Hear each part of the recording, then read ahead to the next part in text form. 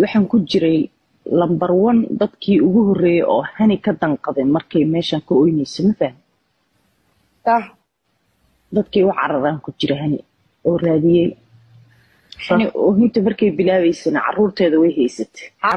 way haysatay hani markay oohinta bilawday shan caruur ayadoo haysato oo baabuurka ugu xiran yihiin oo qaylinayso duufkii ilinta isku daraysay annagana soo gashaan ilma kama maqnayn markay ooyeysay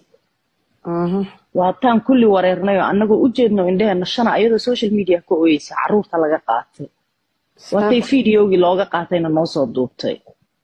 qameed cay iyo habaar ula fariisanoo nidhi caruurtuu ka qaatay ninkaaba xumaynayo wuu abiyeyso balaayo wixii afkeena ka deganaya Soomaaliya oo dhan baa marqaati keen Ilaahay ay cafiyo hani waxay tiri waa u tago waxaan iri walaalay waxaan ka ooysiinaa iyo barbaleenkan ku haysta ii qodobeeba iri waxa ka maqan ii sheeg aniga adduunka cirka hadii uu kun lagu sheego inaan ka keeni kara aaminsanahay waxa ka maqan noo sheegan dhahan aniga iyo saado iyo waa badnayn gabdho Soomaaliyeed oo Ilaahay dartiisa ugu dhiibnahay hani waa noo timid oo waxay tiri waxa iga maqan aniga caruurteedii waxa kale iga maqan annagana waxaan isdhahnay quraan nasaar dhakhtarna geeya caruurtana u keena har iyo habeen ma seexan jirin 24 saac sidii ilmaan dhalo kale 3 in the morning anoo sariirta ninkayga la jiifaday soo wacday intaan gaagaatama musqusha telefoonka la dhaxgali jiray si aan niyadeeda u dajiyaan 1 hour iyo 2 hour la sheekaysan jiray subaxdiina ayadan u soo kalihi jiray maanta saaxiibaday oo dhan asxaabteedii oo dhan sanka uga durayo qasab inay haday 10 habeenimo intay soo wactanta halkaasan joo in la qaado la geeyo gurigeed hani way iga qarin jirtay habeen dhaaf maxamed gurigu la seexan jiray wana way imaan jiray isku mana xumayna way isku fiicnaaya صح habeen kasta uu soo waca uu imaadaa uu la seexdaa casho uu keenaa McDonald's la cunaa waa la isla baashaalaa wayna baxaa qof dhib qabay maysan ahayn laakiin aniga waxay isaga ka dhigi jirtay subaxdii markuu ka tago bay ooyi jirtay asaga inta u xiisto annagana waxay nooga dhigi jirtay in ilmo ka maqan yihiin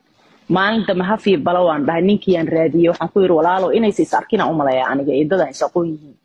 waan raadiyo waa ku ooyay jilbiis waxaan ku yiri walaalo gabadhii inta wacay caruurtaada kaala way moodi ayadoo shaqo ku jirto wuxuu yiri caruurta inaan ku tusan rabo ayadoo habiya waa ay soo mareen Karmeel waa baxay dukaankayga aan xiray dahafiya balo gurigiyaan la tagay waxaan irahay waa kana hadda maanta caruurtaada waa dhex joogtay aan dad hadda isugu horeysa u maleeyo dad habeenkii isla seexdinayeen waxaan ku yiri walaalo macaan caruurtaada ninkaaga waa la joogtaa waxa loo oynaysa ninkii caruurtaada ahaayeen maanta gacanta ku haysaa nabaday de qofka oo qof xanuunsanay habeenkii maysan seexan oo habeenkii oo dhan wiilkii waa la dagaalayso waa soo jeeday waardiye habeenkii oo dhan dagaal naagtaasa qabtaa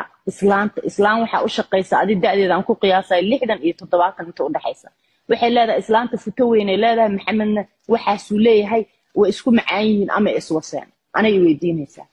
walaal macaani ma aqaan islaantii ku kacday miskiinta ayada caruurta cuntada u karnaysa wiilku waa seexan waay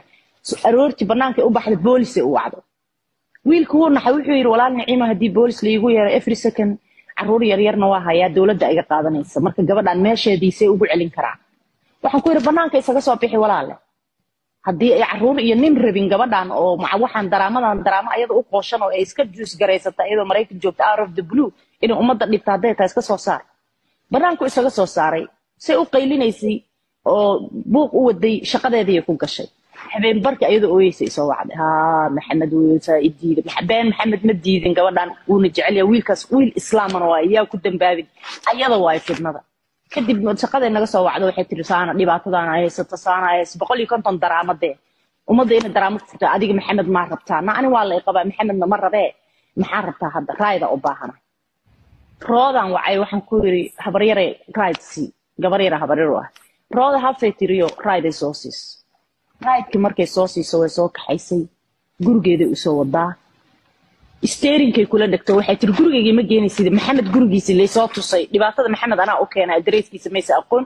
aniga madaxaygu adreeskiisa ku tus waa ilaa hal ay qaado guriga maxamed hal ay hor dhigo maxamed baa u tagay waa balansana